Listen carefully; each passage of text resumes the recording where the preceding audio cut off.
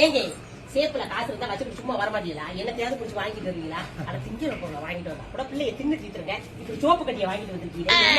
ஏற்கனவே 4 சோப்பு வீட்டுல இருக்குது. பத்தாவதுக்கு இப்ப நீங்க 6 சோப்பை வாங்கிட்டு வந்திருக்கீங்க. இது எப்ப தீர? ரோட்ல ஒரு பையன் பாவ தோல்ல பேக் மாட்டிக்கிட்டு வாங்கிக்கங்கனே பாவமா இருக்கேன்னு வாங்கினேன். 6 சோப்புக்கு 200 ரூபாய்மா. அவளை பாவம் பாத்தீங்கன்னா அவங்களோட பேக் வாங்கி நீங்களே கூவி கூவி விட்டுருக்க வேண்டியதானே. சோப்பு கட்டியை வாங்கிட்டு வந்து எப்ப தீரனுங்கிறேன். போங்க கொண்டே கொடுத்துட்டு காசு வாங்கிட்டு வாங்க. ஏய் உனக்கு வேண்டாம்னா விடு. எதுக்கு அந்த பையன் கொண்டே கொடுக்கணும்?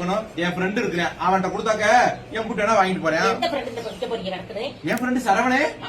அவர்கிட்ட நீங்க வித்து போடுவீங்க, அவர் உங்கள்ட்ட வாங்கிட்டு போடுவாரு. நானும் பாக்கட்டே போறேன். யாருக்கு விப்பீல தெரியாது. மரியாதைக்கு குழுவுக்கு கட்ட காசுல அந்த காசுக்கு கொண்டு வந்திருக்கேன். ஏய் எப்படி விக்கிறேன்றதையும் பாத்துட்டு போ. மாமனோட டேலண்ட் நீ பாக்க வேண்டாம்.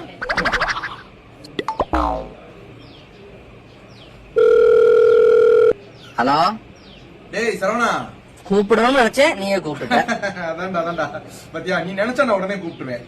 சோப்பு ஆமாடா, இங்க சோப்பு வித்துக்கிட்டு வந்தாங்க. அதான் உன்னை கேட்காமலே ஒரு 6 சோப்பு வாங்கி என் மைண்ட கொடுத்து விட்டுருக்கேன்.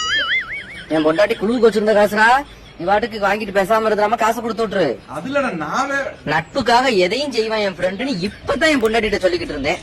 காசு கொடுத்து விட்டுரு. என்ன சரி எவ்வளவு? 6 சோப்புக்கு 600 ரூபா தான்டா. Okay.